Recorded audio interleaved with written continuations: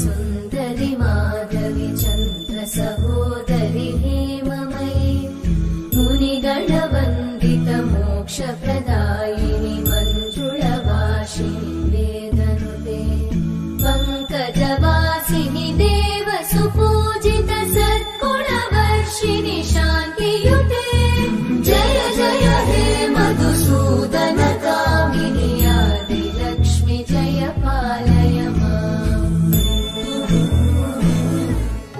శరన్నవరాత్రుల్లో 5వ రోజున అమ్మవారు 2 చేతులలో కమలాలను ధరించి అభయ వరద హస్త ముద్రలను ప్రదర్శిస్తూ గజరాజు సేవిస్తూ ఉండగా శ్రీ మహాలక్ష్మి రూపంలో దర్శనమిస్తారు.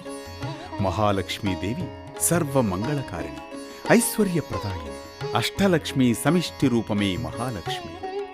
ఈమె క్షీరాబ్ది పుత్రిక. డోలాసురుడనే రాక్షసుణ్ణి సంహరించిన దేవత మహాలక్ష్మి.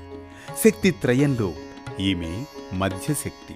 లక్ష్మీం క్షీరసముద్ర రాజతనయాం శ్రీరంగధామేశ్వరీం దాసీభూత సమస్త దేవవనితాం లోకైక దీపాంకురాం శ్రీమన్మంద కటాక్షలబ్ద విభవద్బ్రాహ్మేంద్ర గంగాధరాం త్వాం త్రైలిక్య కుటుంబినీం సరసిజాం వందే ముకుంద ప్రియాం అంటూ దేవిని ఉపాసిస్తే ఫలితాలు శీఘ్రంగా కలుగుతాయని మన పురాణాలు చెబుతాయి.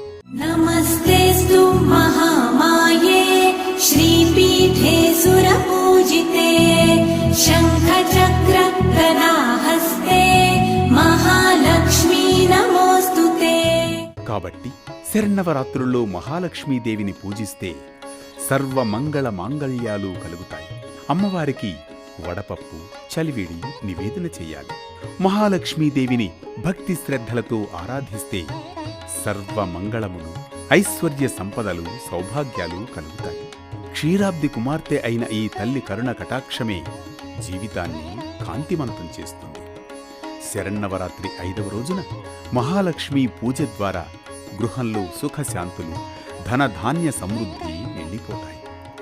ఇది శరన్నవరాత్రి 5వ రోజున శ్రీ మహాలక్ష్మీదేవిని ఆరాధించే విధానం, ఆంతర్యం. మరో భక్తి రాగం, ధర్మ దీపంతో మళ్ళీ కలుద్దాం రేపటి పరమార్థంతో. తన్నో లక్ష్మి ప్రచోదయాత్.